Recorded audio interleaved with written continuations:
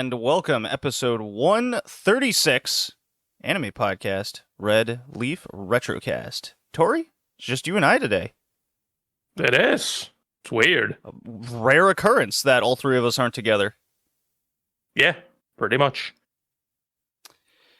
So anime, we watched a thing, Black Lagoon. Did we ever? Man. And yes, I watched Roberta's blood trial too. Hell yeah. Trail? Of course. Trial. Trail. Yep. Roberta's blood trail. Yeah, no, I mean, like you normally when it comes to OVAs, you can often skip out. Like you can't leave off Roberta's blood trail. No, especially with how it is a continuation.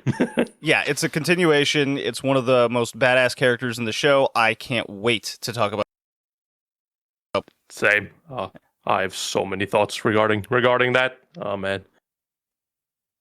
So, yes, we are reviewing that, and I figured, why not do a little bit of impressions from the season? We're a few weeks in. Anime. Yeah, a few weeks in, we actually watched more than just old anime. We watched some new stuff, too.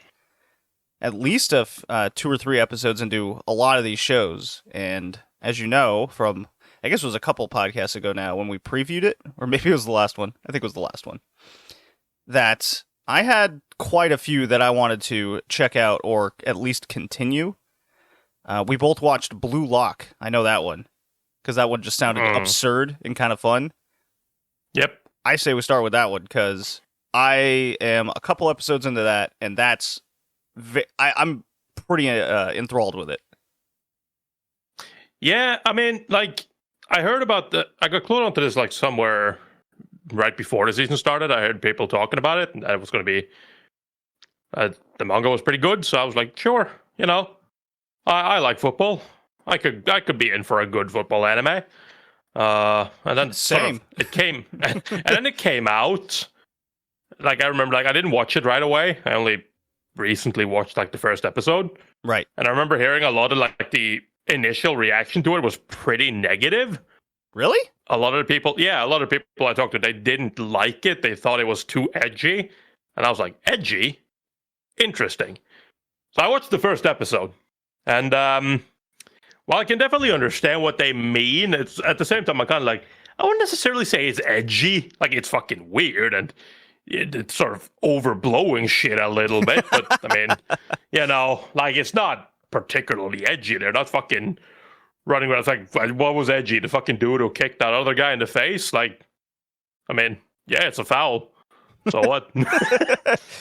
So what? It doesn't matter in Blue Lock. It doesn't matter in Blue Lock. Like he said, when they were like, that's a foul. It's like, as far as I'm aware, he said the only rule was to not touch the ball with your hand. It's like, you know what?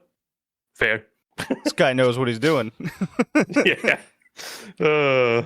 So I really enjoyed the utmost kind of shitting on the Japanese football club internationally.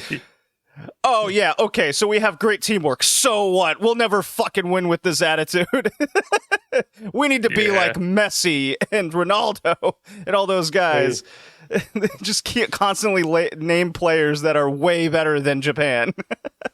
Absolutely. I just kind of dig it, though, because it's like, I mean, it's absurd, but I like the fucking, like, how it's like, mixture of like fantasy and reality. Yeah, where it's like they're bringing up all these great names: Cristiano Ronaldo, Lionel Messi, Pele, Maradona, fucking whoever. Right? They're just name dropping greats, and then they name drop like some random fictional character in this universe who's beaten all of them to the Ballon d'Or, and he's like, and he is truly fucking egotistical. This guy's a maniac. And I'm just like, all right, I had to dig that. I'm not gonna lie.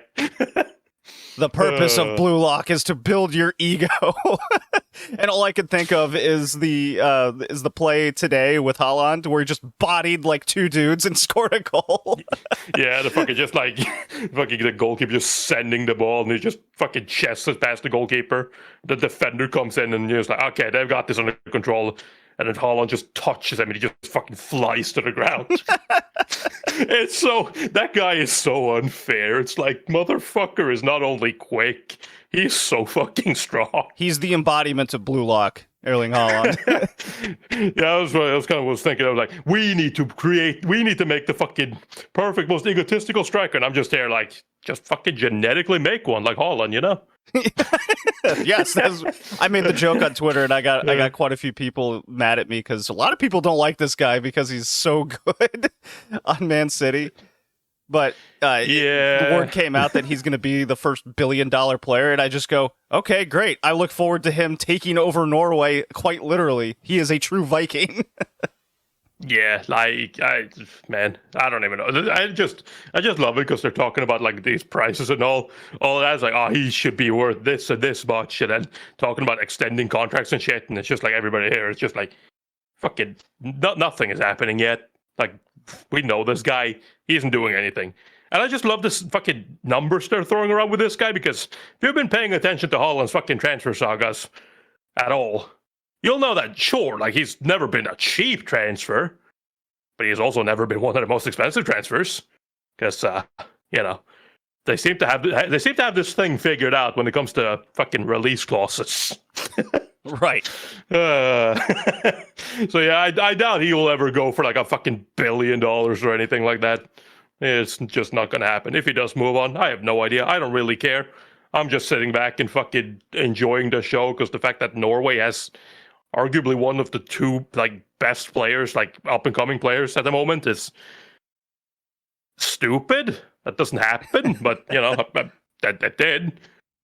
And I don't know how long he's going to be able to keep this shit up for, but I don't care.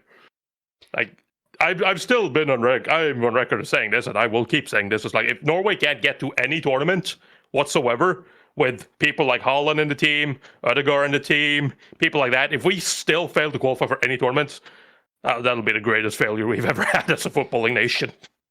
It'd be pretty wild. That never happens, yeah. I mean, fuck, if Sweden can get there with Ibrahimovic, surely Norway can. You think so? Yeah. I mean, we still keep butchering the important matches. Oh well. So yeah, Blue Lock, the embodiment to create Haaland in Japan. The embodiment to create Haaland, yeah. Except he is not that, you know, egotistical. But but he could be. He could be. He absolutely could be. Yeah, I just like the.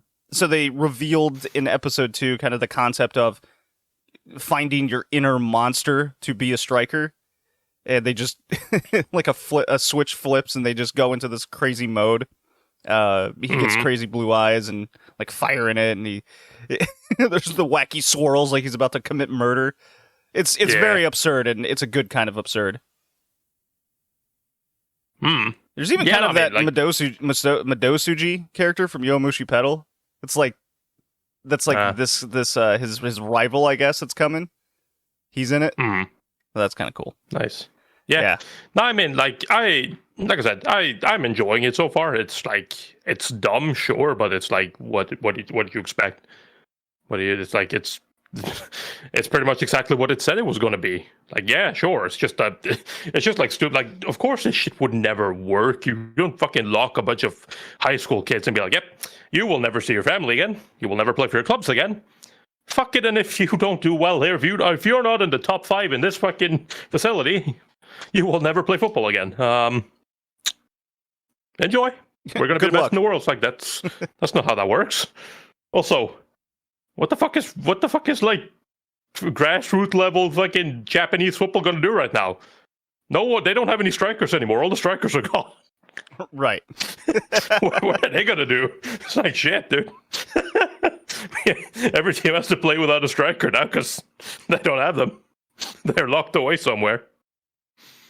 I don't know. I just love the fact that it's like the same thing. It's like, this was accepted by the government and the Japanese Football Association. And I'm just like, what fucking power would the Japanese Football Association have to be like, yep, absolutely, kidnap all the kids. Let's go. No. They didn't kidnap him. They said, hey, if you want to join... They invited them. They invited them, and then they went of their own free will with parental permission. They invited them. They didn't kidnap them. They invited them. They were just like, yeah, no, you are invited to come here to play. And if you leave, your entire future is ruined. No, I'm pretty sure the guy said, if you walk through this door and you fail, then you will never be able to play again. If you leave now, then it's no problem. Yeah, it doesn't matter. But clearly, Doesn't matter. they'll never join the team because if you're a striker and you want to be on the team, well, they did this whole program. So I guess you're kind of fucked either way. I did like the introduction of the midfielder. It's like, nobody's good enough to take my passes. And then he overhears the concept of blue lock. I must see this for myself. Cancel my plane ticket to Madrid. So yeah, I'm passing the show and continuing on. Good stuff. Yeah, same. Just make it short. The Bleach 1,000-Year Blood War, I like how it started. It's got some pretty sick animation. They didn't hold back with any of the blood and guts aspect of it. That was a big concern a lot of people had going into it. Main bad guy seems pretty cool. It's more Bleach. Thumbs up. And we're covering Bleach on this podcast, so it's kind of I got to refamiliarize myself with a lot of the characters. So that was a good idea in the end. Yeah. No, I mean, I still just think it's weird. We have fucking Bleach coming back. So many weird things are being brought back. Fucking, what was it? What was the reason that was announced? Fucking remake. Like, Bartender was getting a remake? Like, bro. Really? What is happening? Yeah. Like, what is happening? Bartender. Like, fucking, man. I don't know. I don't know if this is a good thing or if anime is just completely out of ideas. But, hey. I guess that's where we're at right now. Yeah. Urusei Yatsura came back. It was a remake. Yeah. I mean, it's animated well. It's got the colors, but I mean, I'll watch a few episodes, I think, get into it, because I've seen the whole series, the original, which I feel like I'm one of the few that have actually done that. At least someone that has a podcast platform. Because anyone I listen to, they're like, yeah, I haven't seen the original. Maybe I'll check this out. It's got the 1980s humor. I don't think it's going to do so well, but it has a lot of energy, and Lum is pretty hot. She is the sex symbol of the 80s for a reason. Yeah. Let's see. Sequels: Spy Family Core 2, funny, good stuff. They got a dog. Thumbs up there. Hell yeah. 10 out of 10. 10 out of 10. Got a dog. Yep. Got a dog. That's My all Hero that matters. Academia Season 6, 3 episodes into that. I guess pretty good action. It's kicking off right as the heroes are invading the big, Legion of Doom thing, and there was a cool little scene with Hawks and Twice, the dude who can split his body apart a bunch. Mm-hmm. It's more MHA, basically. Yeah. I feel like until we get to a slowdown period and we have some real progression outside of these fight sequences we're in the middle of, I can't really. It's hard to comment on what the season is. I mean, and it's going to be 25 episodes. So yeah, I mean, we're also in the fucking part of the My Hero Academia manga right now where people are less than happy with. So I don't know. Really? Yeah, I don't have much of a desire to keep watching it, to be honest. I think I'm I didn't watch the last season, so it's part of me wants to watch it because I do enjoy My Hero Academia, but the other part of me is just I don't know. I feel like every time I hear about My Hero Academia, it's always just oh fuck, they did this and they did that and it's so bad, and I'm just I don't feel like it.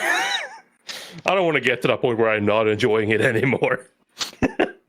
The only thing I'm afraid of is if a few of the characters get way too overpowered. But I guess with the progression of certain villains, they kind of have to get to that point. Yep. But I mean, that's kind of an issue that all shonen have to cross sooner or later. And the power scaling problem. Yeah. It's always an issue one way or another, and how they tackle it. Is it good enough for you? What do you mean? Can't they just learn from Fairy Tail? Fairy Tail tackled this problem perfectly. They created one character who was the fucking de facto strongest mage of all. There was no one who could fucking kill him. Never. He was fucking completely unbeatable. So what do? Well, when shit hits the fan and the fucking strongest villains fucking appear to cause some real trouble, the author forgot that he even exists and he's no longer in the show. That's the easiest way to deal with this. Yeah, just cut him out. No problem, right? Yeah. Be like, what? Fucking Gildarts? Never heard of him. What do you mean? Yeah. I mean, I don't understand the hate between My Hero Academia from season to season. Well, I mean, I haven't read any of the manga, so that's my advantage. Yep. So basically. it's just I mean, I watching understand. yeah. I understand some of it. We have seen some of the fucking bad shit already, like that fucking like gentle criminal thing. Oh little yeah, arc. yeah. Like that shit. was That bad. shit is just like that is the sort of thing. It's like it's not filler, but I'll be fucking dead. That is filler. Like fuck off. Right. Yeah. That is absolutely manga. That is just manga filler. Let's see. Mob Psycho 300. Mob Psycho 100. Mob Part Psycho 3. 300. Damn, dude, he's fucking powered up a lot since last time. Yeah. It's actually Mob Psycho Bowling. He just gets perfect scores all the time. This is Tokyo. But Mob, it's more Mob.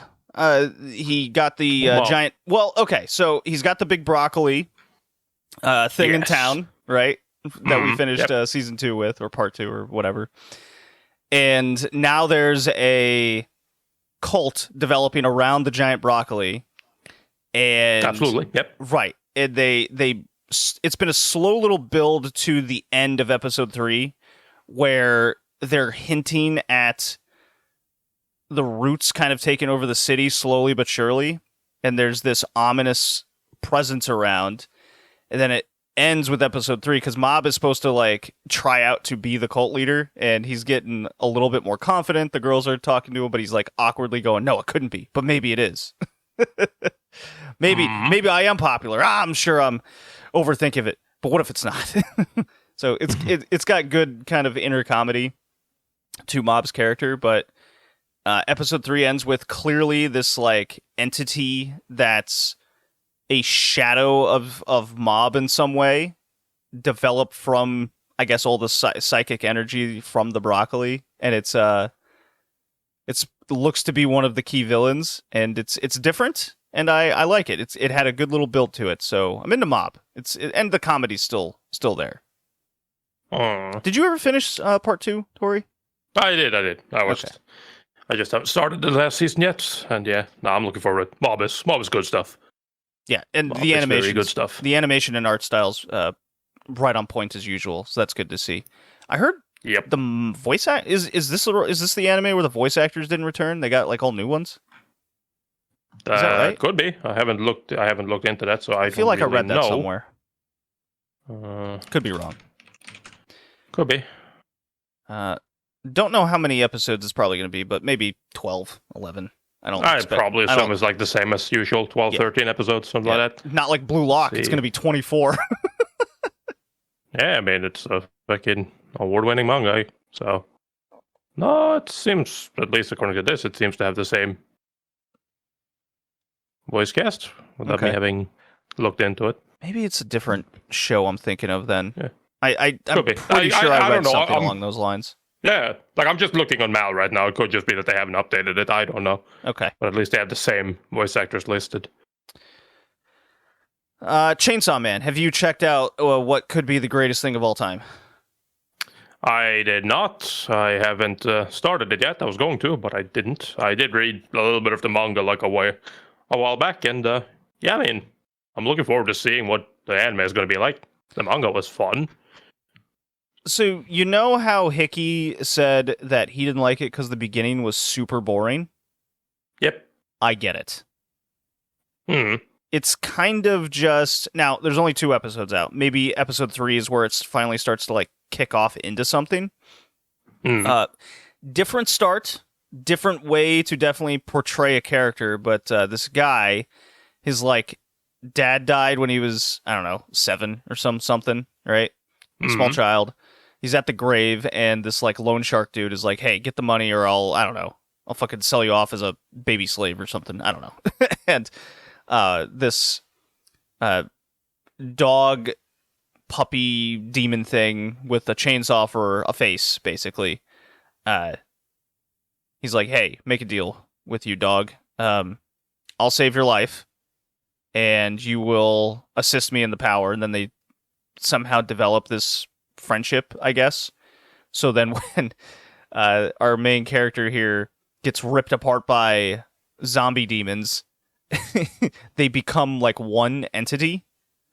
And so he's half demon, half human. And I'm like, okay, I can get into that. The issue kind of is that the character kind of has zero education, which is understandable. He's been this broke ass poor guy just trying to scrape by, right? This whole time.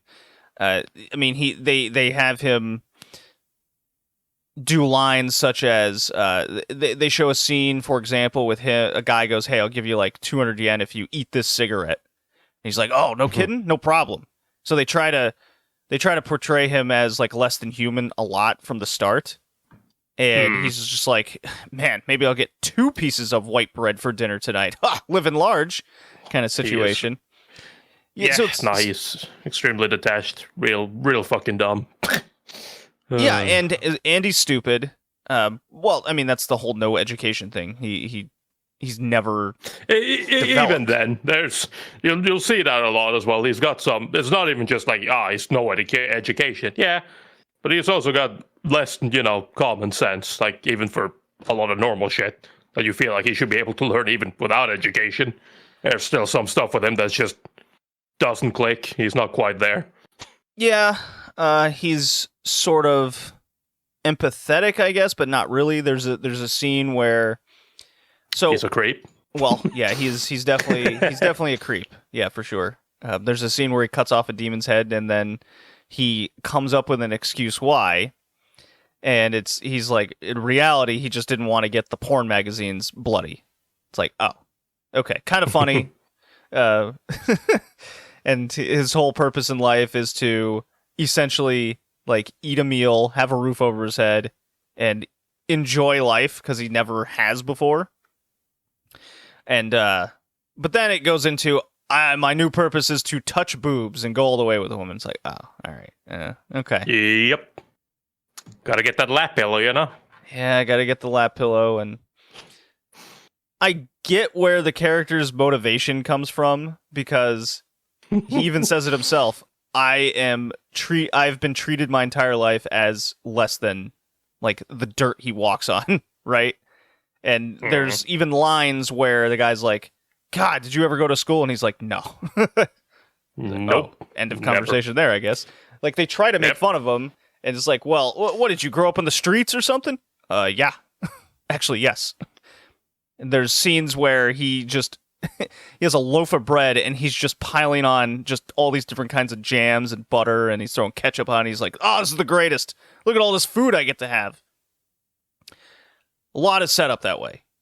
And I'm just kind of waiting for, and it's in this weird slowness through the first 2 episodes as well. It's very slow. So, I mean, I don't hate it. That's for sure. I get where Hickey was coming from. Is a long-winded way of saying it. Yeah. No, like, I mean, obviously, like, because if you're not into that shit, like, he is, like I said, he has less than common sense, and that's part of the humor with him. Like, he doesn't think like how you think he should think. He rationalizes stuff weird. He's very reactionary to stuff. He gets taken advantage of a lot. And, kind of, but at the same time, it's like, that's the part of it, right? He gets taken advantage of, sure. But it's also kind of his fault sometimes.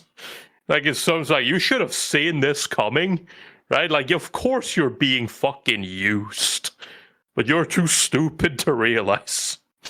So there's a lot of that. There's other demons and whatnot that get introduced as well, which sort of creates more character conflict and stuff like that later on, which might be a little bit more interesting. But yeah, no, I could see people having issues with that. Like I said, I haven't gotten far enough into the manga to sort of know more about what happens later, but I don't know. Like, I wasn't too bothered by the start, at least not when I read it, and yeah, I'll see what I think when I watch the anime. Yeah, this is definitely a case where it could also be that the anime is dragging it out, like, because I can see that happening if they're, like, dragging out the start a lot as well. because I feel like you kind of get over that shit a little quicker in the manga, at least, because it's not that long. So I don't know, like if they're being slow with the adaptation, then yeah, absolutely, I can see that being a problem when it's like, yeah, let's adapt one chapter at a time. No, let's not. At least not now. For me, this is definitely a case of I gotta watch more before I can truly like know what this is about. Unlike, say, My Hero Academia or Spy Family, like I know what those are right out of the gate. And Chainsaw Man, like even Blue Lock, we know where this is going. It's a shonen show that's kind of over the top, and Chainsaw Man, not enough has happened yet for me to truly kind of have an impression over the show either way. Yep. I love that. Just to get back to Blue Lock as well a little bit. One of the things that I love about the beginning there is like, this shit isn't gonna last because people in that show are way too nice right from the get go. Oh yeah. Oh, you did so well. Oh, you tried so hard. Oh, you were so unselfish. I'm so sorry, guys. I didn't score. It doesn't matter. You guys, even if you lost her, you guys are the greatest team of all time. Fucking Star Striker, the other team comes up to me and is like, I remember you, man. You were a good player, and I'm just like, there is no shot this is going to keep up. They are way too nice to each other. I did like the character's reaction to it all. He's just has this realization that he's frustrated. His sense of competition is rising. He fucking kicks what did he do? He kicked like a mailbox or something real hard in frustration on the way back, and it just keeps reminiscing to what if I didn't pass? What if that asshole actually made it? Like, what if I shot? What I've scored? All of that shit. I mean, like, that's understandable, right? Because anybody has ever been in a situation like that, you'll know that. It's like, even if you know that, like, you made the right decision, it's like, because the end result was bad, it's like, what if I didn't, though?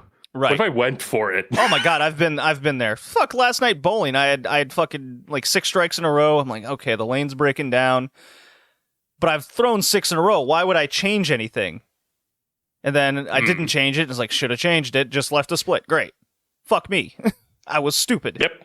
I should have just gone with my instincts. And I think a lot of the show is going to be just rely on your instincts rather than think of the team. Yep. Although, funny part about that as well is because it's like, it feels so obvious, but it's all just hindsight as well. It's like, of course it's obvious because now you know the end result. Nothing is obvious when you don't know. Right. Right? Like, you can go for it. You could have changed up the way you did things and it still failed, right? You could have not even left the split. You could have fucking completely fucked it up, right? You don't know. Shit like that, right? So that's just part of it. But that is why it is so interesting to see, and of course, just piling on whole like be selfish.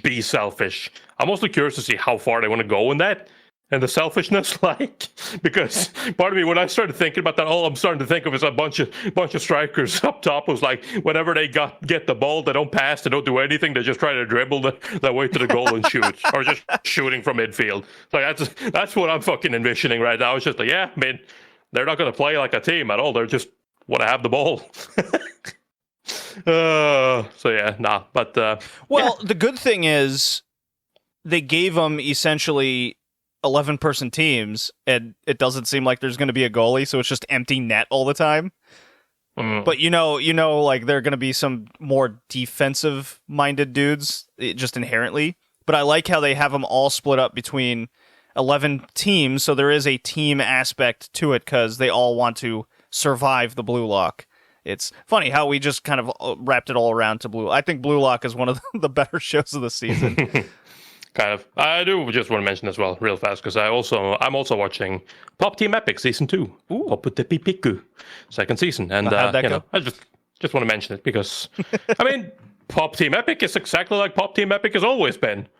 It's fucking shit. And I love it. It's the same episode twice over. Half the episode with female voice actors, half the episode with male voice actors. They deliver their lines sort of. I mean, they have a script obviously, but they deliver the lines off kind of off the cuff, the way they feel like the character should be portrayed in the situation. They even have this end thing now. There's like end like kind of like. Talking session at the end where it's just the voice actors talking to each other about the show and about the experience, like recording this shit and all of that, which I think is really, really neat. Just getting the fucking people behind the characters' reaction to everything that's happening. And other than that, the show keeps rubbing it in our faces, like talking about it, trying to get us, because they started the season by announcing the Blu-ray for second season, and they're like, of course you're gonna buy it, right? And then in the top corner, it's like they're directly addressing the quote-unquote haters. It's like, fucking buy our Blu-rays, haters. We know you want it, so you can hate on it more. Pop the Epic is funny. Yeah, it's a weird ass show. It's definitely not everybody's cup of tea, but I dig it. I would say the worst thing I'm watching right now from the season is called The Eminence in Shadow, and I seem to always pick a random. I can't call it a shonen, but it kind of is, where the character is kind of overpowered, and it's pretty generic. There's clearly like harem aspects going on to it. And I always give them a try,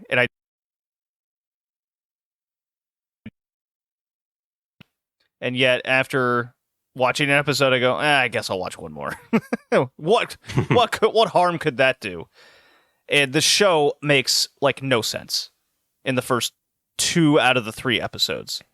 So episode 1 is a character who wants to be a real life superhero. Okay. And he essentially is Batman without the money. So he's broke, and he trains himself in all this military stuff. And the hot rich chick from school, she gets kidnapped, and he saves her. And it's like, okay. So here I was thinking that's what the whole show's going to be. Okay. Episode 2, apparently he gets hit by a truck, and he's transported into another world. He's reincarnated. Okay. So that's what this is going to be. Episode 1 was just like him and his ambition and blah, blah, blah. So episode 2 is him. He's developed this like underground society, and he keeps himself as a background character, and he has all these women, and he has like super powerful magic, but in order for him to not, how do I put this? I guess not be known to the world, he always lets his sister kind of be better than him, and so episode 2 it shows that he just will kill all these people without any second thought, and he's very powerful. He has powerful magic, blah blah blah, and he's, I guess, I don't know. Let's put him at 12 years old for just the sake of it. I think that's kind of where he was. And all his women at the end of the episode go, okay, we got to find this secret organization that he totally made up, and coincidentally, it's a real thing. Okay? Just go with it. So they all leave, and then there's a 4 or 5 year time gap where now he's going off to a private high school. And his sister's like really great. We don't see her in episode 3. And episode 3 is all about him trying to remain a background character in school, so he's just incredibly average on purpose. And one thing leads to another with this other chick, and they have a fake relationship because she doesn't want to be in this one other thing, and episode 3 ends with her having gone missing. He's like, oh shit. So despite his best intentions, he's now not his average background character, and he's got it makes like no sense episode to episode. It's super like uninteresting, and yet I'm probably going to continue watching it because I'm a sick man. Clearly. Yeah. Like, it's not good. The dialogue's bad. I guess there's like a few things every now and again where it kind of pops me with just one-liners, and there's a weird sarcasticness to this character that I do like. He's not like stupid, which is great, but he's not overly smart either, because it's hard to describe without, I guess, watching it directly. I will say, it was at the beginning of episode 3, it shows him losing his mind, and he's bashing his head on a rock because he wants to get magic, and he throws himself in a fit of mental, I guess, loss. He's the one that threw himself into the truck. So he went like insane, literally. So that one scene really made me go, now it's stupid. Like that was the line that it crossed. It's like, now it's dumb. I hate this show. Yeah. Yeah. I don't know. Definitely sounds like the sort of show I wouldn't watch. So No, I don't recommend it, and it's going to be a weird 20 episodes, I think. And I don't know how much of the show I'm going to continue watching, but for now, I'm three episodes in, and at the very least, the cliffhanger at the end of episode 3 has me somewhat interested to see what happens. I guess I'll continue watching, but I do not recommend it on first impression at all. What I do recommend on first impression is Akiba Maid War. Okay, so this show has like come out of nowhere. It's a few people that follow the podcast, and I follow them on Twitter, and I first saw this like MMA gif of these two maids beating the shit out of each other in a ring, and they're doing like flying arm bars and punching each other in the face. It looked pretty well animated, and there was just this thread of fans of the podcast that were like talking about it and going, "This is one of my favorite of the season. What is this show?" And I'm like, "What is this show?" And then I look it up on Mal and AnyList, and let me read the synopsis of the show. Okay, you ready? I'm gonna read it from AnyList. Akihabara is the center of the universe for the coolest hobbies and quirkiest amusements. In the spring of '99, bright-eyed Nagomi Waira moves there with dreams of joining a maid cafe. She quickly dons an apron at a cafe at the Pig Hut. So they do a lot of oinks and whatever verbiage. But adjusting to life in bustling Akihabara isn't as easy as serving tea and delighting customers. Paired with the dour Ronko, who never seems to smile, Nagomi must do her best to elevate the Pig Hut over all other maid cafes, going for the top ranking. Along the way, she'll slice out a place for herself amid the frills and thrills of life at the Pig Hut. It's like, does that scream anything what the show is? No. No, yeah, absolutely. I don't know, man. I think I got exactly. You know exactly what the show's about. Yeah. Of course. No, I don't know. Like, I feel like it's one of those shows, it's like they try to get you with one thing, or like, rather, it's like they lure you into false sense of security. It's like, it's like, it kind of reminds me of the way when Zombieland Saga first was announced, right? Yeah. Back in the day. They announced that with like really like horror-filled PVs and shit like that. Like, it was just fucking going hardcore horror vibes.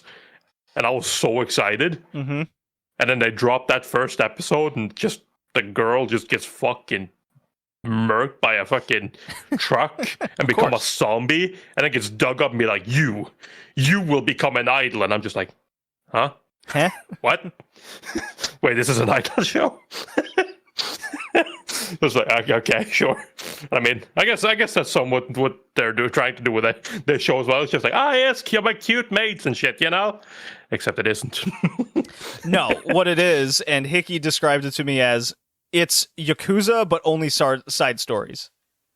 Yeah, basically, because the first thing when you showed that like GIF and shit, the first thing I'm thinking of is like obviously not quite the same, but the first thing I thought of is like from Yakuza 0, the fucking like the cat fight, the like underground cat fight thing. When you get rich enough, you go to the dude and you have to like pay him and show that you're like a rich mean motherfucker who can just drop money around to get in, and then you go in and you fucking bet money on sexy girls to fight each other, and you can win more money from it, and you can just make a fuck ton of it. It's like that's the shit that I just got started envisioning. It's like, that's what he means when he says it's like Yakuza side story missions. All right, I see. Yeah, it's great. So the like opening so it has a 1980s mob type intro where it shows like a bad dealing gone wrong. There's a hit taken out on one of the maids, and this becomes one of the main characters. And then it's so you just see a murder in the streets essentially, and you do the whole intro. It's straight up, let's call it Yakuza, okay? And I'm like, okay. Because like so far you were still just describing the opening to Yakuza 0, yeah? Right. If you would have been like, and then anyways, after getting shot in the back alley, police came to arrest one of the base. I would be like, hold on. This is just Yakuza 0, what? So once the 1980s Yakuza intro is over, it cuts to this cute girl, Nagomi, and she's like, I'm going to be a maid. Look at all these cute maids. All these cute girls are in these outfits. They're handing out flyers. She's going to this rundown cafe. She can't wait to wear the outfit. I can't wait. This is great. And there's cute girls inside, and I'm like, what was that intro that I saw? What is this? So it continues, and then they're just talking. I'm like, okay, all right, what are we doing here? And then halfway through the episode, the manager of the cafe, there's like a random dude that shows up, and he's got heavy kind of hitman type vibes, and she just goes on her knee, and he's like, "You got the sweets money that you owe us?" And she drops her knees, and she's begging for more time. Okay, all right. So then they go, okay, have two of your people deliver, the goods to this location. I'm like, are we getting like a drug deal here or something? So she hands her a letter, and she immediately goes to the old 90s, early 2000s computer, and she's like, I got to put out a new flyer for 2 more maids.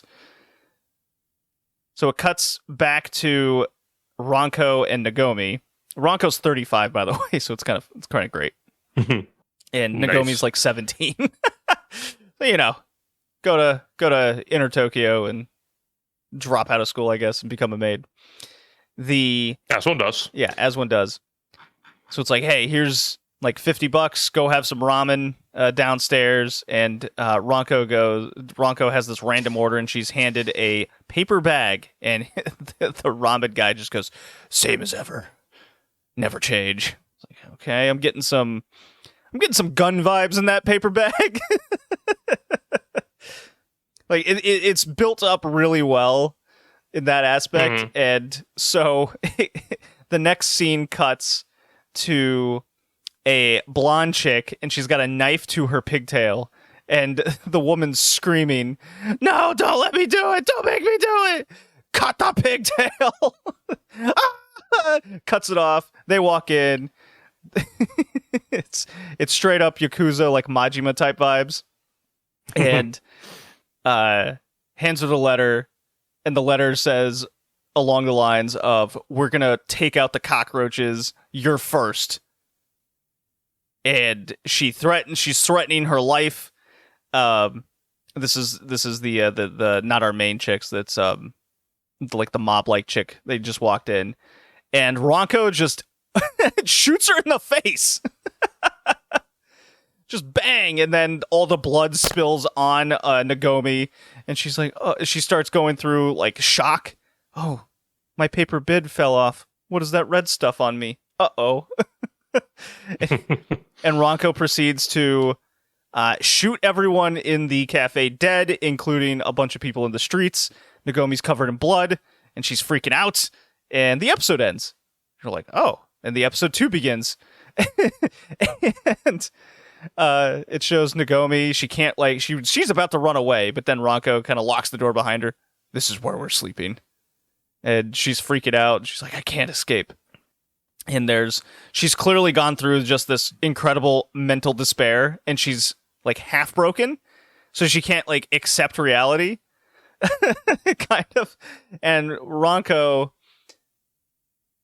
let's see, so they wash off the blood, they go to bed, and episode 2 begins with seeing the news. Ah, yes, another incident involving maids in the streets. I thought we were past this. That's like so 1980s.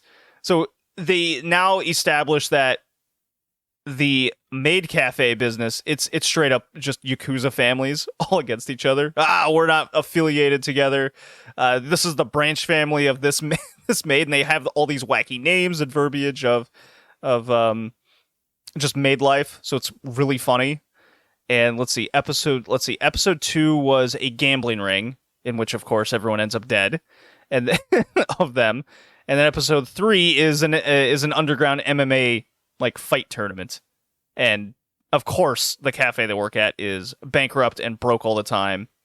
And they have a little banter with the manager that can't actually manage money or the building, and they introduce characters left and right. Basically, Tori, you should watch the show. It sounds like it, yeah. So just sitting here, it's like I'm just having fun fucking sitting here trying to fucking pair it up to like specific Yakuza side stories. Just be like, yep, and that's the cabaret minigame. Yeah. Mm-hmm. Yes, exactly. There's probably gonna be a dart competition. There's gonna be a pachinko parlor. Like you can see all these things in your head, where it's like, okay, if you've played any Yakuza game and any of those stories, that a singular episode is going to be one of those side stories, and it's really funny. Yeah, but it sounds like it's to the point where it's like, I wouldn't even be surprised if it turned out that like the fucking people that made this are fucking big Yakuza fans. And they're like, you know what? How about we do something similar? Yeah. Yeah, this is surprisingly enjoyable. It's one of my favorite of the season that, is something new. not a fifth season sequel kind of situation. And it's kind of one of the biggest surprises of the year, honestly. Yeah. And one last thing. I've watched 2 seasons of Kingdom. I've binged the fuck out of that show. Animation's very Berserk 2015. You catch my drift? Yeah, sounds great. But as for the story and the characters and all that, I like it. It's warfare. There's a lot of battle tactics. I'm into it. I've binge watched 2 seasons, so clearly I'm into it. You say that. Yeah, nah, I don't know. Like I said, I don't know anything about Kingdom. All I know is people like it. And yeah, that's basically the one thing I've heard the entire time. Real good. Animation terrible. CG god awful. Yeah, CG's pretty bad, and it cuts it. Clearly, it's not its strong point. Put it that way. Yeah, I think so. Yeah, you know what? I'll probably. How do I want to review Kingdom? Well, it's been going on for like a decade now, but I think it's on season 4. It came out this year. It's happening right now. Probably, yeah. Yeah, I mean, it was like the fucking, what was it? Season 1 and season 2 came out like 1-2 years between each other, and then just nothing for fucking ever. Yeah, there was a big out gap. of nowhere they announced season 3, and it's just like, wait, really? The only thing in Kingdom I would like to see more is the main character develop some sense of tactics. And wouldn't we all? Yeah. Like actual battle tactics. He wants to rise up, and all these other characters around him have tactics. Even the best characters in the show, enemy and ally alike, they all have not just awesome battle skills. They also have the tactics, and the main character is missing that. I know where you can definitely see where it's heading with one of his character friends, like close allies, that they'll be his mind while he'll be the brawn. I get that, but I kind of want the character to develop that on his own. You know what I mean? Mm-hmm. So, shall we talk about Black Lagoon now? I think so. Yeah. I think it's been long enough. Yeah, yeah, almost an hour. Let's see. Let me pull up Black Lagoon OST, and I'll use that as a drop. Let's see here. Not the opening. Let's see. All right. I got a playlist in front of me, Tori. I'm gonna name some things, and I will hit play on whatever you decide to say yes at. Tears Drop to Earth, Asian Comfort, Don't Stop, Samara Samada, A Cold Wind in My Mind, Make a Bet, El Sol. Yes. Make a Bet? Yep. Make a Bet. All right, playing that. No idea what song that is.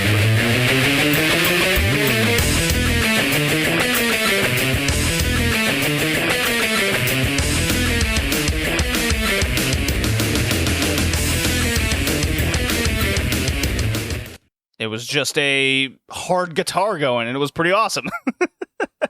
Perfect. I mean, to be fair, it's the Black Lagoon soundtrack. I'm pretty sure you'd get something like that with most of the songs. Sure, yeah. So Black Lagoon, do you want to do the synopsis and the background of the show, I guess? I mean, I could just do the fucking synopsis of the first one of Mal. Yeah, that's fine. Or go through every one of them. Anime Planet, whichever one. Mal, because that's the one I have open. All right, so Black Lagoon synopsis: Salaryman Rokuro Okajima spends his days trying to climb his company's corporate ladder until one day, when a business negotiation in Thailand goes awry. During the botched deal, he falls hostage to the Lagoon Company, a band of ruthless pirate mercenaries. Left to the whims of his captors after his managers refuse to pay his ransom, Rokuro does the unthinkable. Instead of begging for his life, he joins the very crew who kidnapped him, after a lot of conversation. Now a member of that group, Rokuro must adjust to his new residence in the desolate, I guess? Yeah, desolate. Hellscape known as Ranipur, a city where corruption and crime run rampant. And even the smallest slip-up could cost him his life. If not for one of the many crime syndicates on the island, Rokuro also constantly finds himself at odds with his brash, gunslinging colleague, Revi. As Rokuro struggles to abandon his past, and with more than just the profits from the Lagoon Company's illegal trading on the line, he must quickly find a resolve to make tough decisions in high-stress situations while keeping his humanity intact. Yeah, good luck. Studio Madhouse, spring 2006 is when the first season came out. We are doing both barrages, as we'll call it, and of course Roberta's Blood Trail is an OVA sequel to a lot of it. We're just doing it all because Black Lagoon was awesome, and we've all seen it prior. At the end, just before we're done, Hickey actually sent in audio, so you will hear his full thoughts over Black Lagoon near the end. Let's see, who directed this? This was directed by Sunao Katabuchi. Okay, well, he has done a lot of storyboard with Monster. Trying to look for something else he's directed that I've seen before. Let me look at his stuff. It's a lot of old stuff. I mean, that makes perfect sense for what this is. Yeah. I can't really point to anything that he's done in the past. Let's see, what is this? Movie 2001 that I've never heard of. It is called Arete Hime. The Adventure of Princess Ariete. Oh! I have heard of this. I don't think it's very good. I don't know. See, kind of an unknown director then, really. Pretty much. Kind of makes sense, I guess. It's not... I mean, like, obviously there's a lot of... he was assistant director in Kiki's Delivery Service. It was. The sort of name that instantly pops out to me as well is the fact that, like, we have episode directors there, like Tetsuro Araki, who, you know, big guy at Madhouse, right? Attack on Titan, stuff like that. You know? He's probably the bigger guy that's involved with the show. He is definitely a bigger name, yeah. Looks like it anyways. So, But, I mean, it kind of makes sense, because Black Lagoon is, you know... Black Lagoon is a bit of a... it's a bit of a weird one. It's not... it's not like one of those like really high profile things. Like, people like Black Lagoon, but it is like Black Lagoon was sort of made as like, you know, this was back in the time when like girls with guns was pretty popular, you know, like gunslinger girls, shit like that. Sure, yeah. Right? This was a trend, and it's like girls with guns, that's a cool thing. And then of course we get fucking what's his name? Rei Hiroe, the mangaka comes out, and he's just like, you know, yeah, I'm also a big fan of that. So how about we get badass girls with guns? And with extra badass on top. Yeah, how about instead of 8-year-olds, they're all like 28. And they're all mercenaries. How about that part? Yeah. No, sounds way more appealing to me. No, it's literally just like, because this guy was a big fan of like, especially like American and shit, like action movies and whatnot. And that's basically the entire point of Black Lagoon. It's just like this, the manga especially, is like made like and drawn up and sort of dramatized in like a traditional like American action movie style. Like it's basically made to feel like as if you are it is supposed to be shot through like a camera lens as like an action style movie, and it's just, man, it sure feels like it. Yeah, I think it nails exactly what it's going for in all aspects. Even the male characters scattered throughout the show are compelling and interesting. They have their own. We got Dutch, Benny, and Rokaru, whom are our kind of main three. But there's also some Chinese type guys in there. Like I think it's Chang. I think that was his name. Chang. Yep, Chang, the leader of the Triads, who was just fucking. I like his backstory as well, just because like you don't know that very early on. You get to learn that later, but like we don't know too much about him through the anime. But it's like just like what is he? Well, he was a corrupt fucking policeman back in Hong Kong, who fucking killed his partners and shit like that. And now he's fucking sent off to Raniper to lead the Triads as a fucking badass gunslinging dude who is beyond. We don't get to see too much of that because he's beyond proving his point, which is kind of cool that they're willing to do that. Like he doesn't really go around wielding his guns or shooting at people anymore because he's past that. Everyone already knows who this guy is. Everyone's already afraid of him. He doesn't even have to bring out a fucking gun to make people piss their pants. Right. But I like a lot of the different kind of countries represented, even if Rolampur is this fake place. Yep. Kind of. Think of like an island in Indonesia that has gone rogue. It's like South China Sea. It's like near Thailand, isn't it? Yeah. Taiwan, Thailand, somewhere like. Yeah, and basically it's supposed to be this like criminal haven, and it sort of makes sense that it's like down in this area, like pirate influences, shit like that, rough area. So it's just it makes sense, and then it's just like basically like it's just a sort of hotbed for like every criminal ever. Basically, it's just people come there not because they think this is some great opportunity to fucking make a name for themselves. They do that, but like it's basically just I like the setup they have when you get to see like the entrance, the broken down Buddha statue, the fucking entrance to Raniper where they just have the noose hanging down, and it's just like this means two things. To fucking innocent bystanders, this is a warning to keep out. And to all the fucked up scum of the world, this is a challenge. It's great. It really just fucking paints Raniper in a perfect light right away. It's just like, oh yeah, all right, now you know what you're in for. Right. So our main kind of women characters that are badass and awesome, and they like all smoke. I mean, to be fair, this is that time with Japanese. It's still kind of this, but like this was especially back in the time where like smoking in Japan was like the coolest thing. Damn like, right. You were not cool if you didn't smoke. You have to smoke. Everyone has a cigarette in this show at any given point, and if they're not, they are fucking trying to find one and fucking get light. And if fucking the most, I just like that as well. The fucking scene where Rock and Revy gets fucking quote unquote arrested. Yes, there's police there, but the police is fucking corrupt as shit. Like they said, the hookers are wandering the street and the police are their best customers, kind of deal, right? But it's just I like that they're just for the formality of the situation because Revy has been shooting up the street again. So they have to like take them in just to sort of do the paperwork and whatever, just to make it seem like they're actually doing their job so that the fucking head office will get off their ass.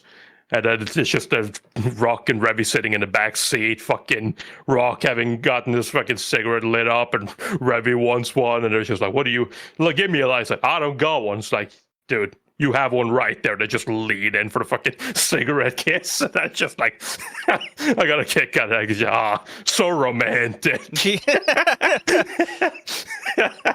The fucking just like touching cigarettes. That show's great. Yeah. Oh, yeah. There's constant action. The downtime in between the actions good because you have moments like that.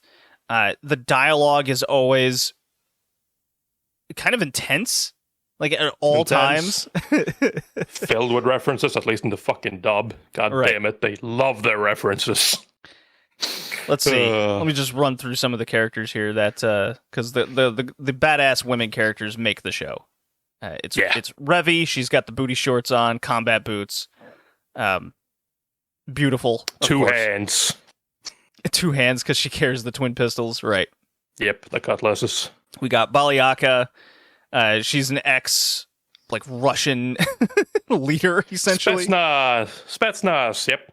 Spetsnaz, fucking Russian military, went to Afghanistan and fucking got abandoned by Russia, got abandoned by her country, and fucking made her way to Ruanaper, and now is in a fucking constant war with basically everyone else there of ruling Ruanaper.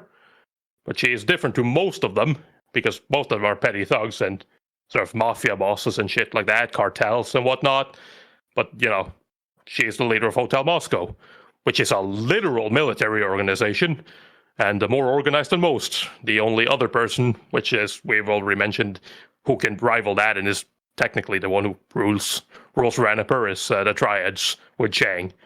Because, while not military, they are definitely also not your 2-bit thug.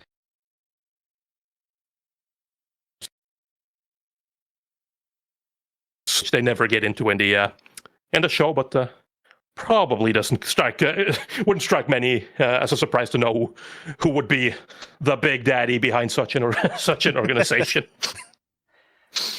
Then we have Roberta. I believe she's a Colombian maid. Yep, she is a Colombian maid for the Loveless family, a made-up family of powerful people from South America.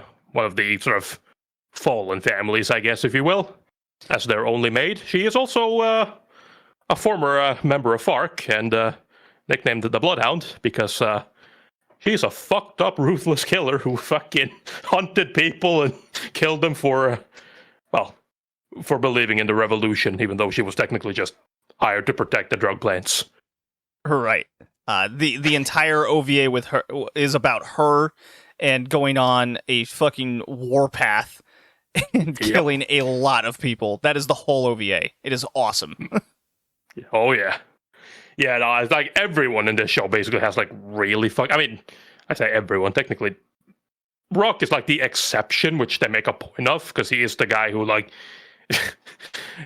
he's just trying to make his way up in the fucking business world, bowing his head to a superior, trying to fucking climb the corporate ladder, and then he gets fucking kidnapped in the South China Sea by fucking the Lagoon company, and just he's like, well, fuck, dude, can I at least get home? And he's like, yeah, sure, we'll send you back home. We're just gonna get something for you, we'll just get a fucking ransom for you, and you'll be on your way. Ah, sorry, your company has left you out for dead. It's like, fuck, man, bruh, why? It's so great. So he becomes like the sort of character who like stands in the twilight, as they say. He's the guy who like he's not quite submerged in the fucking darkness and fucked up life of Ruanaper, and just kind of standing on the outsides while Dutch, Benny, Revy, the Lagoon company, basically. I mean, Benny is also kind of the bit of an outsider, the tech guy, but Dutch and Revy both have fucked up as they've been together for a long time as well. They've seen some things. Revy has the most fucked up because, of course, she does. Like, being Chinese American and fucking born to a completely dysfunctional family in a fucking rough ass neighborhood where the fucking kind of similar corrupt as fuck police, getting beat up by her fucking dad, getting beat up and raped by the police for no other reason than just because. Shit like that. Like, these people are fucked up, but it makes sense why they became fucked up, because they've been through shit. Yeah, everyone has their super unique background story to the pains and despair of the world, and that's where so much of the interest in their characters lie, is because of that fucked up past. Is their motivation to why they go on these just rampages, just killing people. It's pretty cool. It is. Let's see. Continuing on. Yeah, go. Continuing on, we got Ada. She is a nun, arms dealer of sorts. Yeah. I love that as well. The fucking what's it called? Oh, it's the rip-off church, as they call it. The fucking, like, oh yeah, they're a church. What do? Oh, you know, they do the normal. They listen to sinners. They absolve them of their sins. They pray to God. They peddle drugs and ship guns across borders. You know, it's normal church stuff. Good shootout scenes involving the church throughout the show. It happens like 3 or 4 times. It does. I love the fucking one with the fucking guy who shows up and doesn't know anything about this place, just trying to get words. Like, don't do this shit, and they fucking show up and say, what are they gonna do? Shoots at the fucking church, breaks the fucking glass with alcohol in, and it's like, what the fuck, man? Just bring out the girl I'm here for. We won't hurt you. And then fucking Edda shows up with her fucking Revy fucking comes out, gun shooting. Fucking the new recruit of the church comes running out with his fucking mounted LMG, just lays down and starts firing on them. Head nun comes out with her fucking just absolute destructive cannon of a gun, just blows up the car. So it's like, man, he fucked up. This guy thought he could just waltz in there and just fucking shoot some guns around and pretend like he was fucking hot shit, but he's in the wrong neighborhood right now. And then I think our last major woman character is Shenhua. I believe she's Taiwanese, and she's an assassin for Chang. And her whole appeal is she's essentially hand-to-hand combat with a bunch of knives and shit. And she is the only character in this game that doesn't main a weapon, or a gun. Yeah, right. She's a rival of Revy. They make a point of that, where they've gone against each other a bunch of times. She has an interesting speech pattern where she goes between Chinese and English. I gotta say, Tori, I watched quite a few of these episodes in German dub this time. Because I've seen this show before. I was like, I want to watch this show a little different, brush up on my German. Very difficult when I'm watching a show in the foreign languages, going between, like, one I do speak with English, and then one I don't speak. I'm like, okay, I gotta switch between 2 languages, and then this third one I don't know. Shit. Yeah. I mean, like, there's a lot. I was going to watch it in Japanese this time, because the first time I watched it in English dub. Mm-hmm. But because I just want to rewatch it, and I just want to watch it like I watched it the first time, I was like, fuck it, I'll just watch it fucking dubbed again. Because the dub in this show it's pretty fun. Not gonna lie, it's got a lot of fun shit. And I mean, they do that a little bit in the fucking English one as well, where it's like they switch sort of languages and talk that. But I don't know, it's kind of inconsistent. Sometimes they do, sometimes they actually switch languages. Other times they just sort of wants you to sort of pretend like they are speaking different languages. It's kind of weird. Yeah, it's different. I wouldn't say the German dub is bad per se. Mm-hmm. I just think the show is better in English or Japanese. I think those. Oh, I mean, it's because it's because the show's presented as like an American action show, and it just appeals more in the 2 languages it's kind of gearing towards. So that's just my perspective over the German dub. I mean, I'm not saying it's bad either way. It's just superior going away for that. That's my suggestion. Because again, I didn't watch the whole show in German. I watched select episodes where they were mostly action, and I'd get a German line every now and again in between the action. That kind of aspect. Just making a different viewing experience and seeing if that improves, it's worse. It's just something I like doing every now and again. Let's see, continuing on some of your favorite episodes. What do you got? Favorite episode. Okay, so I mean, my favorite episodes can basically be summed up as the entirety of Roberta's blood trail, because Jesus Christ. It's. Other than that, it's like the like I was talking about in chat as well, the Vampire Twin stories, 3 episodes, because that is also some fucked up shit. Like, holy fuck, the Romanian twins who like shows up to fucking fuck over the Russians. Yeah, those are good. The thing is, in shows like this, I always like episodes where they're there's 2 or 3 of them together where you can actually tell a longer story. So those naturally stand out. I mean, it doesn't matter what episodic show there is. The multiple. I mean, we just talked about that with City Hunter a number of episodes ago, where the best ones are always the ones that are multiple, because they're able to tell the story better and easier, and you have more time to do it.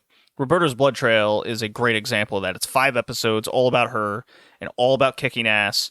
It's just these awesome like jungle fight scenes of her taking people out and utilizing any sort of ability to get the advantage. I mean, fuck, man. There's a scene where she's about to die, and then she like starts stripping down and gets the guy like right up in her, and she's like, "Now I got you, bitch," and she kills him. Yeah, the Fark later. Yeah, the fucking that's always a good one, just because it's like, shit. So he is bragging about it. It's like, we fucking trained you. I know your every move, and then she's like, all right, cool. You know, well, this you didn't one? know what this bitch. Yeah, you were careful, but you weren't careful enough. Her mind is already fucking gone at that point. Anyways, I like the follow-ups to that as well. The fucking like just scenes with a Loveless kid when she shows up and she is like struggling to accept reality. Like, no, he isn't here. It can't be. It must be my mind playing tricks on me again. And shit like that. And her in a bad mood after, when she goes down the stairs, when fucking Shenhua and them show up. And Shenhua's really she's really skilled with her blades, right? She has a lot of confidence in that. I love that little tiny moment of just confidence shattering when she fucking senses her presence coming down the stairs. She runs at her to fucking slice her as she is rounding the corner. She rounds the corner, slices towards her, and Roberta just fucking bites down on the blade and fucking smashes it with her teeth. It's just like, that is so metal right there. And it's like just seeing Shenhua's reaction as her legs just give way under her and she falls to the ground in fucking complete terror. It's like, yeah, of course she's scared. The weapon she's been bragging of the entire time that will never let her down because it's not going to fucking jam or anything. It will always cut its target. It just fucking lost a fight to some chick's teeth. I love it. And then so you have your awesome fight scenes, like literal scenes with Roberta and Shenhua. I was always super enamored with scenes in Baliaka where it's her dialogue. Yeah. That's where she's the strongest, because she's a leader, and where does a leader have their biggest strength? And that is that is the verbal word. And just anyone in front of her, she just has that presence. And the camera shots are always kind of down and looking up at her to make her seem bigger and a much larger presence. Those things in the show do matter, and there's lots of good camera work and presentation throughout the show. Depending on the scene, they always want to depict it for the mood that they're trying to get across. This ranges from what I just described with Baliaka to the various action scenes with Roberta where she's covered in blood and you see the background, there's bodies scattered, or even something as simple as Rock and Revy kind of hanging out on the boat and it has the sunrise going in the back and they're having kind of this down-to-earth conversation about whatever it might be in the show. Very good. Yeah, no, there's a lot of that. I mean, there's a lot of stuff to get through, right? Because obviously, yes, the like sort of up-down, like down-up camera angles for Baliaka to show her presence. I mean, she is pretty cold anyways. Right. I like that, like, she's barking orders, but in a very cold matter. But I love that as well, because they still make room for that. Like the one scene when they're back in Japan, when Rock is getting a little too antsy and a little too into trying to save this fucking high school chick, and she just, like, you can see she's losing her patience with him, and then it just fucking grabs him by the jacket, or by his fucking shirt, picks him up the ground, and smashes him on the car. because just she's not just a pretty face. Well, she's a scar face, but she's not just a pretty face and a fucking commanding officer. She is a fucking death machine. She is strong as a motherfucker, and she is absolutely psychotic. Where she is just pinning him down, gun to his fucking face, Revy behind her, pointing her guns at her, and she's just fucking shoving the gun down his throat, and you just see like that shot up at her, half the face covered in darkness, the other eye just glowing up, like lighting up, is like, oh, she is about to start all out war, and you can tell she fucking loves it. Have you ever looked at not fan art, but the actual manga art that's posted across online? The shadows and detail of the characters is super strong, and I thought in certain scenes the anime did a very good job in trying to get some of the more iconic can't say pictures, but art across during the anime. I thought it was very strong in that aspect.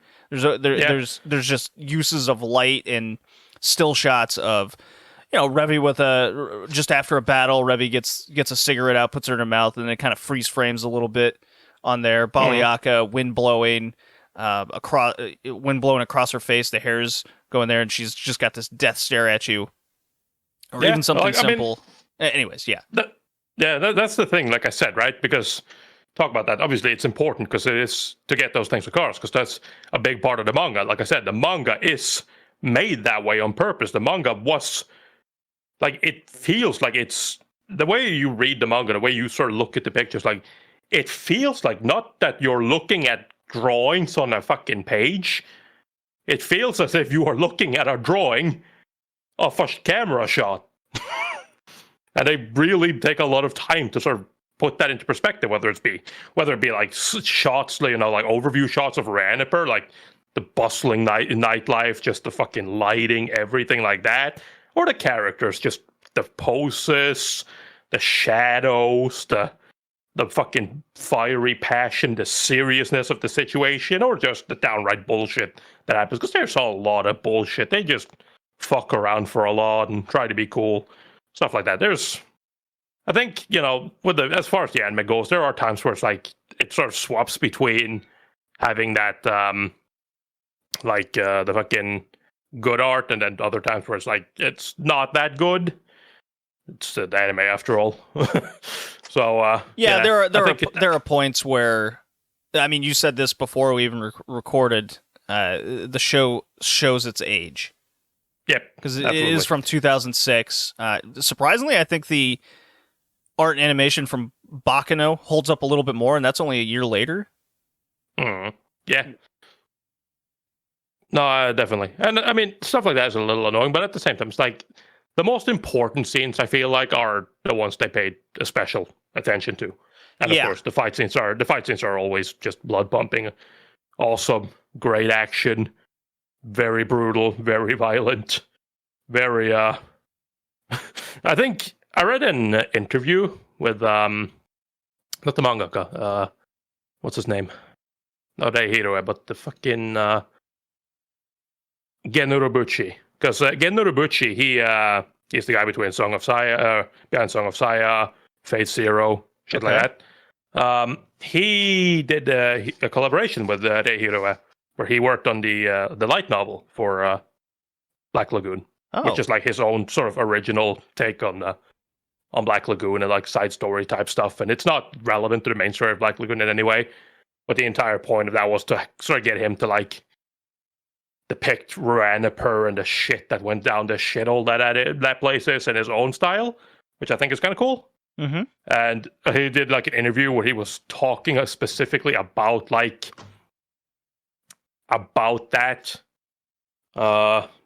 Fuck, I lost my train of thought. God damn it.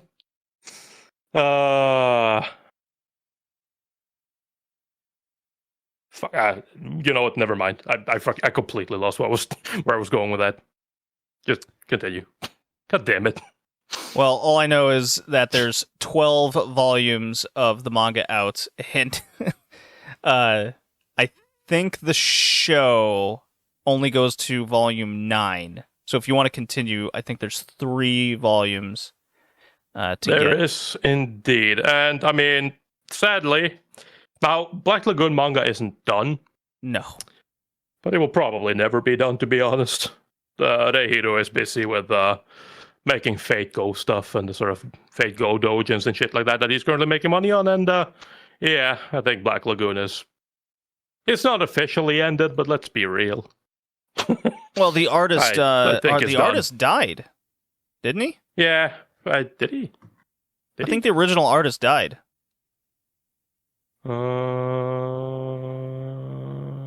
Not seeing anything here. Isn't? I mean, you might be right about that. I'm not entirely sure. I'm pretty sure that happened. I mean, because I'm only seeing Reihiro listed as story and art. I'm not seeing anybody else named for that. I could have sworn I read that the artist, there was a artist with him that died. Let me see. See if I can do a quick wiki of anything here. Let's see. 2 volumes light novel, 12 volumes of the manga. I think I have manga. I think I have the 10th one of the manga because I did like this so much that I went and was like, I want to continue this. Oh wait, there's not a lot out. Yeah. Let's see. Written and illustrated by Hiroe. Maybe I read over a different manga. Yeah, because I don't know, the only thing I could think of off the top of my head of somebody who died is didn't someone have cancer or something and pancreatic cancer? Maybe I'm just totally out to lunch and it's someone else I'm thinking of. I'm pretty sure you are thinking of someone else. Okay. Because there's plenty of times where this has happened. I mean, obviously we recently have Berserk mangaka dying. Right. We've had the others kind of thing. The only thing I can think of off the top of my head where an illustrator died would be the illustrator for I think it was the illustrator anyways, or was it the writer? Either way, the fucking High School of the Dead guy. I know he died. Maybe that's what I was thinking of. Could be. Maybe maybe it's that one. Hmm. Okay. Definitely not the same, but also by Madhouse and also directed by well, I say also, this wasn't directed by Tetsuro Araki, but he did an episode. Let's see if let's see if Right Stuff has the other. It should the other 2 volumes I'm missing here because they came out pretty recent. I think over the last couple years. Volumes 11 and 12 came out.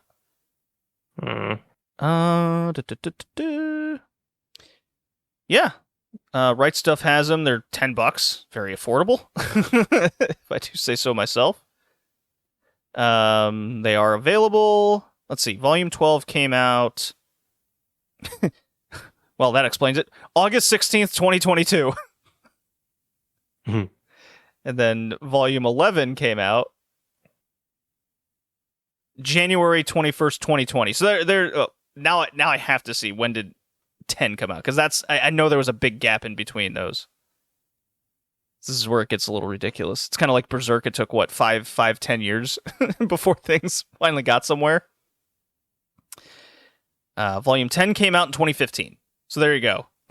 5 years and then 2 years just for 3 volumes. 12 came out 2021 in Japan. So yeah, it's definitely not a priority, sadly. It is. I wish it was. There's a lot of interesting stuff that could still be done with this. I'm very satisfied with what we got out of Black Lagoon, the anime, what we have. But god damn it, I still want more. I still feel there's still so much more.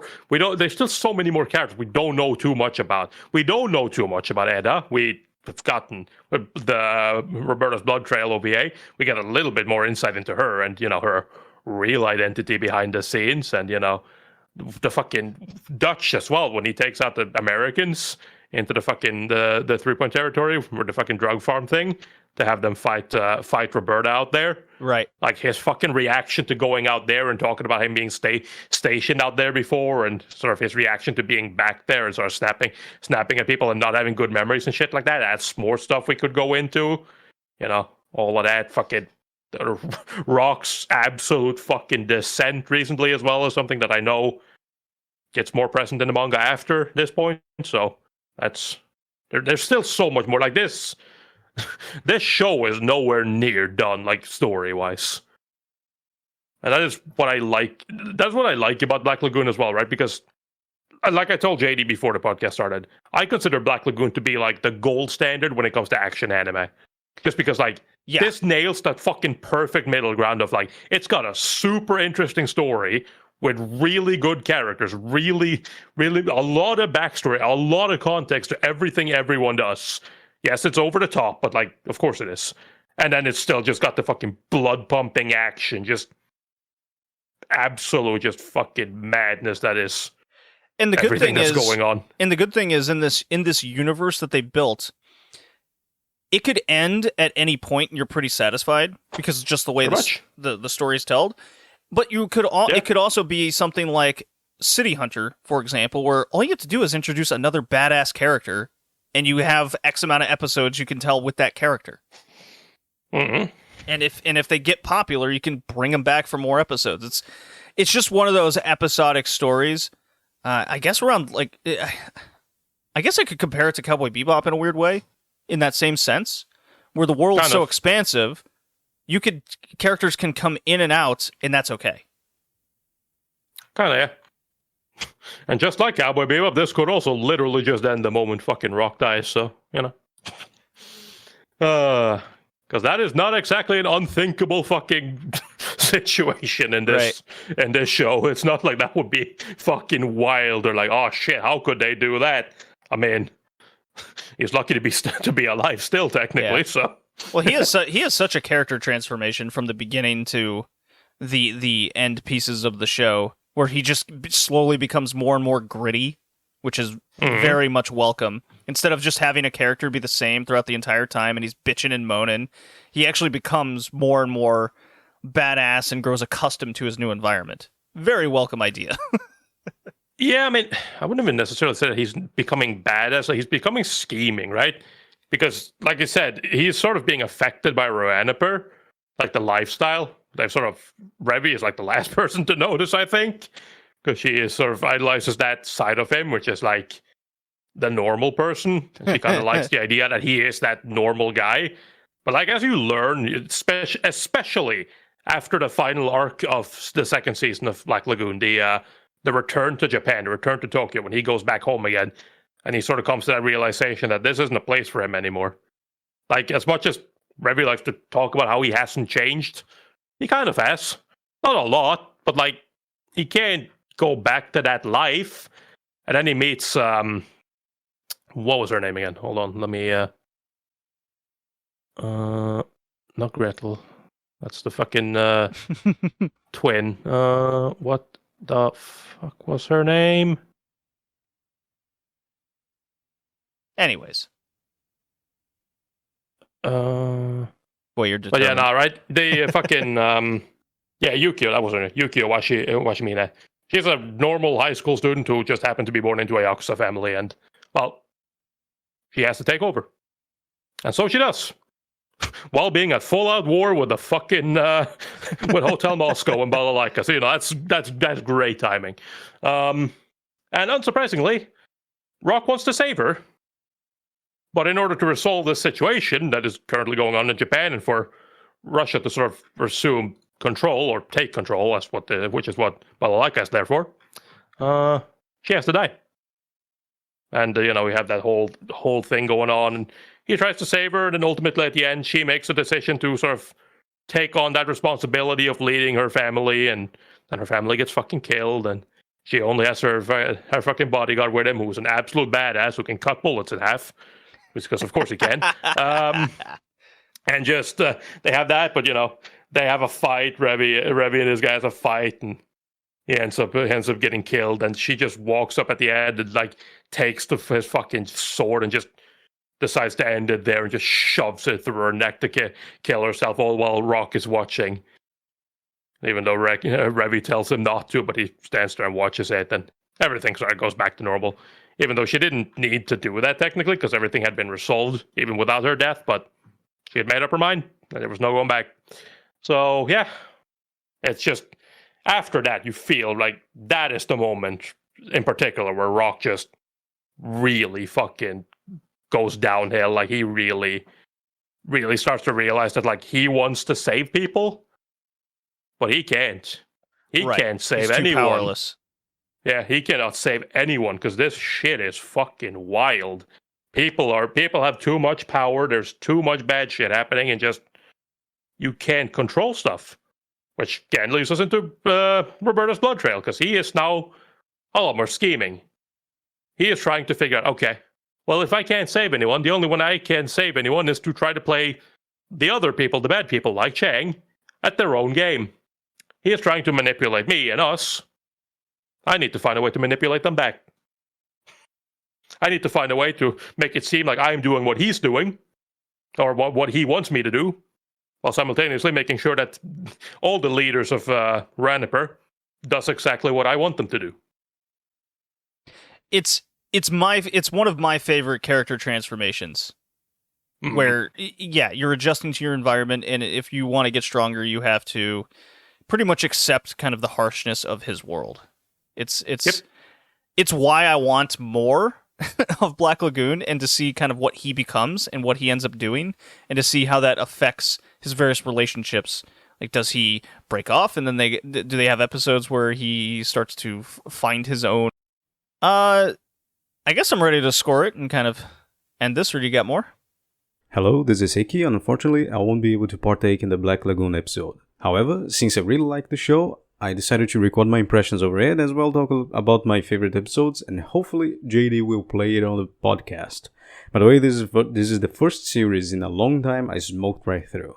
I watched everything in less than 2 days, and I'll start off with, if you like old action movies, especially those involving mafias and very Tarantino-like in style, both Eastern and Western movies, just like me, Black Lagoon is highly recommended, especially when most of those classics will be quoted in the show. So it can definitely grab you if you're a fan of that style.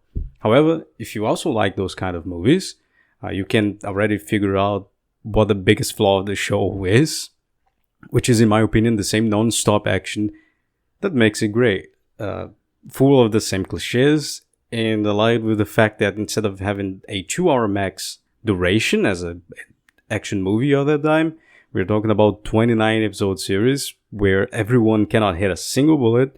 No one of the main cast and a lot of the support characters even don't die or have any kind of repercussions to their health, no matter how much they are shot.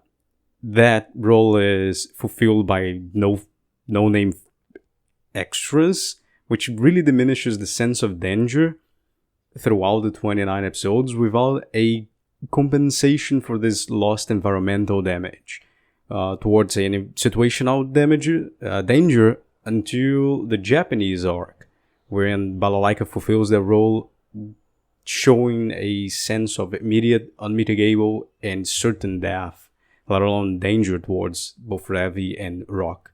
About that situational danger, when it comes down to Roberta's blood trail, the show tried the same with Chang, but it doesn't have the same impact because Chang is not as cool of a character. He's cool, but not as cool as Balalaika. On the same note, as the show progresses, some of the dialogue between Ravi and Rock becomes kind of poetical and deep, but stays kind of uncomfortably superficial and simple-minded, so it doesn't add much to the conflict between both of them, or evolve the conflict. Putting those aside and focusing on what I like about the show, aside the action, it is definitely the gunfights and the well-built mafia schemes and overall plot. Always challenging our main group of characters to outwit and outdone themselves to fulfill their job, their task, or survive. And to accompany that, The audio engineering is great. The photography, the animation, the direction is really good. And the sequences of action are probably the best the show can offer. When it comes down to my favorite episodes, I would say episodes 7 to 12 of the first season.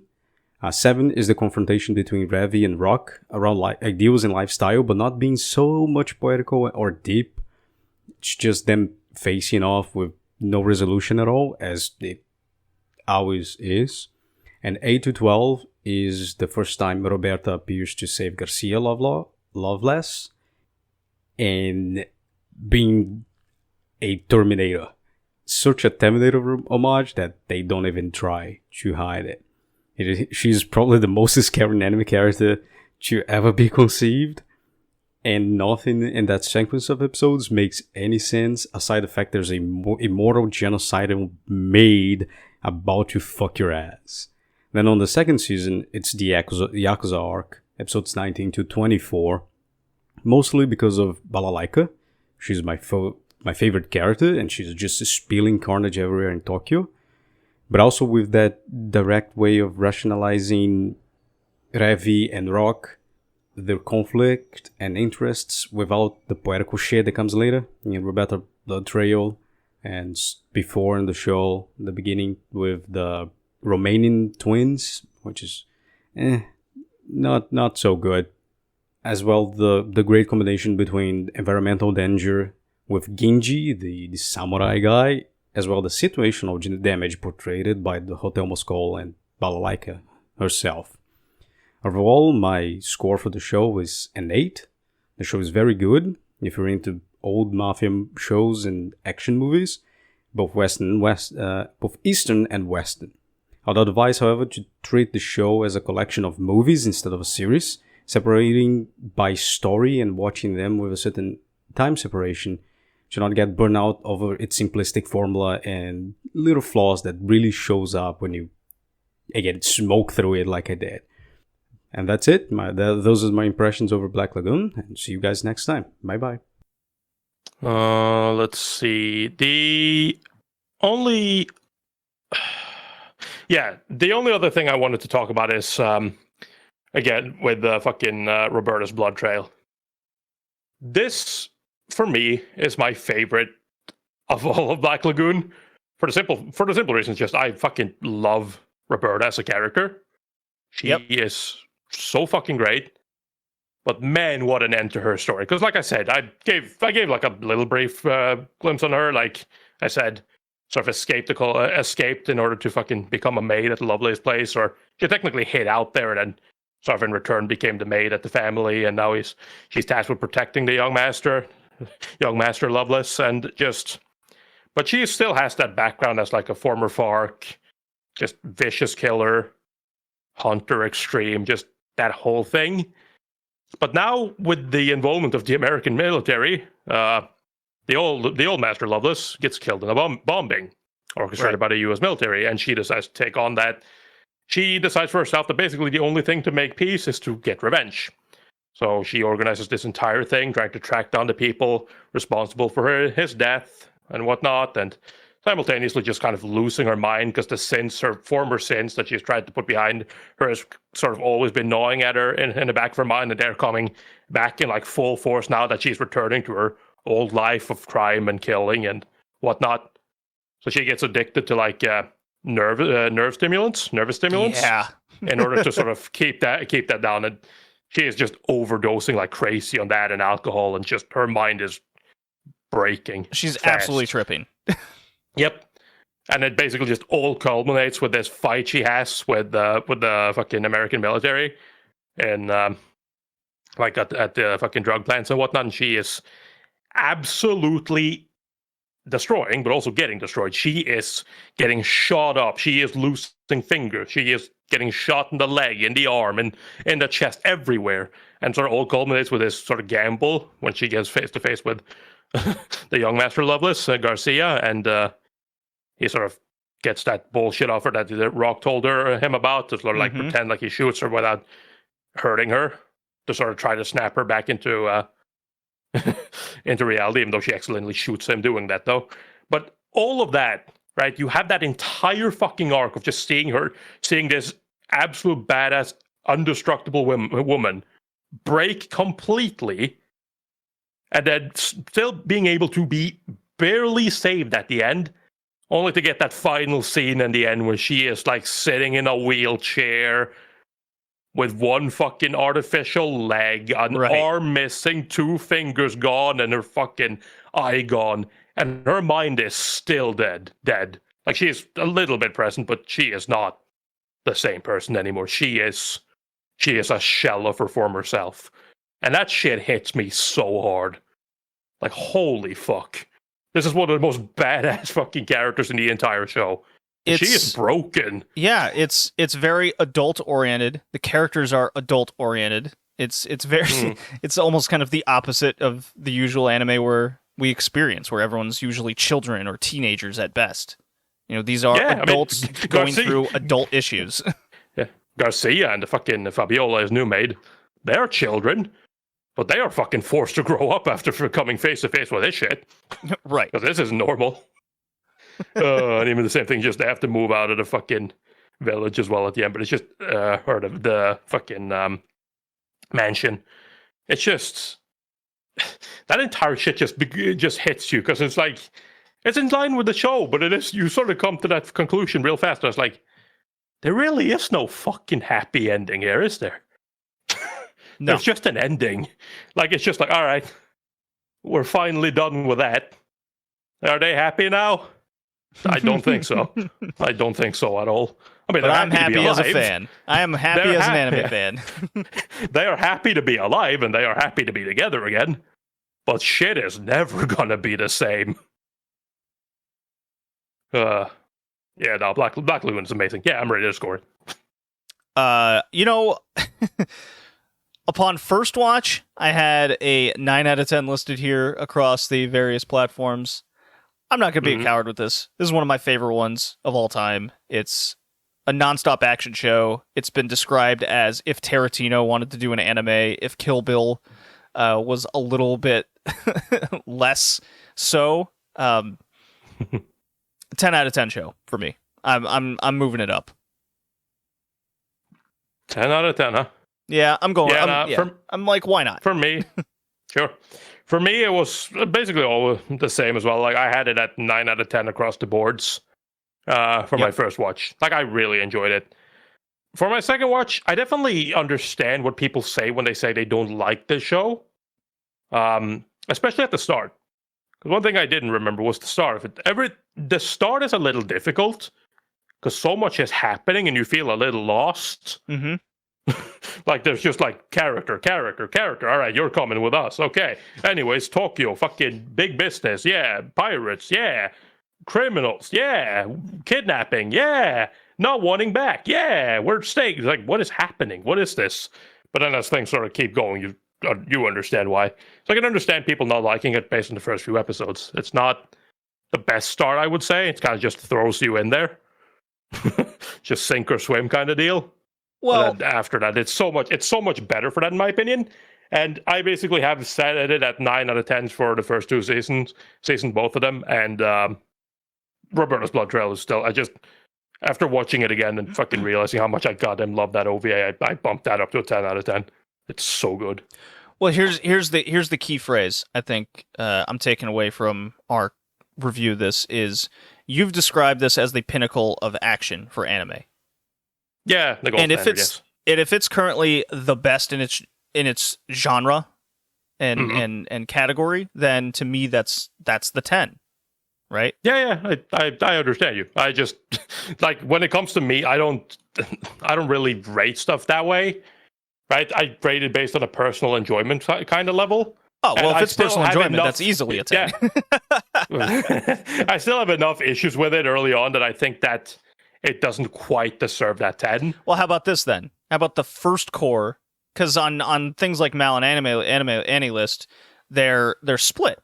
So the first the first half would be like that 9, and then the second half and Roberta would be the 10. Well, that's kind of where I'm at, but I'm at the second, and I'm at the first and second core is a 9, and then Roberta's Blood Trail is the 10. Yeah. I have the 10, but it comes at the end, the very end. Because that to me is sort of where that to me is where sort of everything culminates into that final story that we got adapted, and it's just, I think that is, even for as far as Black Lagoon goes, I think that is just the peak storytelling of this. This is where it has everything. It has the badass fight scenes. It has most of the most badass fight scenes. Like, we have badass moments. Like I told you, I like the vampire twin story, right? And that's cool scenes, like fucking the one kid crawling out to Balalaika or trying to come to kill him. It just gets his fucking foot and hand shot off by the sniper and just lays there bleeding out as Balalaika just sitting there saying, I was like, I'm gonna sit there and watch you die. Like, that shit, that shit, it sends chills down your fucking spine. Not just because that's badass as fuck, but because you once again get reminded of the fact that this is a little kid who got fucking sold into slavery because of his fucking country's fucked up policies, and was fucking made to torture and kill people just so that he would get to fucking live. Yeah, this dude is fucked up. Of course he is. Why would he not be? It'd be weird if he wasn't. And again, I can't say anything other than that is exactly what fucking Black Lagoon is. Everything makes sense, but everything is so fucked up. So yeah. But I'm sticking with my scoring. Nines across the board except for Roberta's Blood Trail, which is a 10. Well, all right. Our next episode is the continuation of Bleach. So we're not... we're going through Bleach pretty quick. This is the Rescue Arc, episodes 42 through 63. Looking forward to it. Same. And not as much as Black Lagoon, though, but, you know. Yeah, well, I don't expect it to be as good as that. But by that time, Tori, I will be moved into my new house. Nice. Yeah, I close next Friday. Very excited for that. So big moving weekend previously. See you next time, Tori. See ya. Peace.